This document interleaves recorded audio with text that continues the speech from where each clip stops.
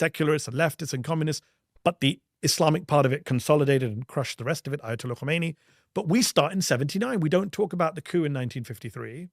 Everyone in Iran knows about the coup in 1953. We also don't talk about what happened after 1979. The moment they come to power, we supported who? Saddam Hussein to invade Iran and carry out the Iran-Iraq war, 8-year-long war in which Saddam used chemical weapons against Iranians, chemical weapons provided by Brits, French, Americans. Donald Rumsfeld goes to meet with Saddam in the 80s to support him in his war. We shoot down their airliner. We shoot down flight 655, I think it was, yes. the USS Vincennes. Yes. Shoots down, kills over... This is in 1988. This is 1988, towards the end of the Iran-Iraq war. We shoot them down, I think, over international waters. The United States this afternoon acknowledged that a missile from an American ship in the Persian Gulf shot down accidentally an Iran Air passenger plane with 290 people on board. All of those people, passengers and crew, believed to have died in the crash.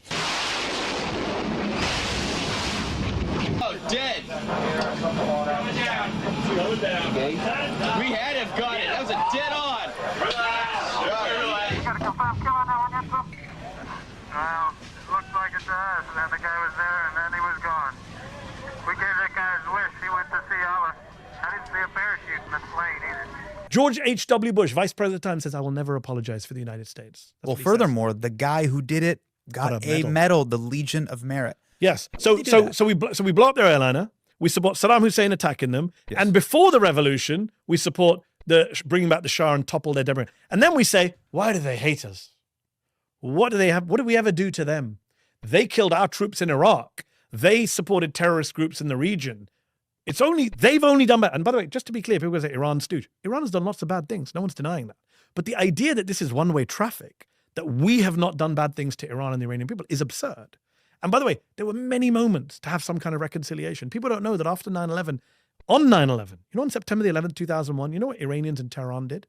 They went out with candlelights on the streets of Tehran to show solidarity with the victims of 9/11. In Tehran this week, demonstrators held a candlelight vigil for victims of the attacks in New York and Washington, and Iran's foreign minister was quoted today as saying his government wants those behind the attacks, quote, tracked down and severely punished. That was a moment there for the Americans and Iranians to have some reconciliation. In fact, our invasion of Afghanistan was helped by the Iranians. The Iranians provided intel support on the ground to topple the Taliban.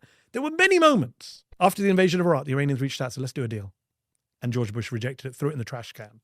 So we've had many moments to fix this stuff, and we refused to do so, partly because we were backing Israel the whole time, and Israel doesn't want a peace deal with Iran. What does Iran as a country, why has it always had this kind of Rocky III, Rocky IV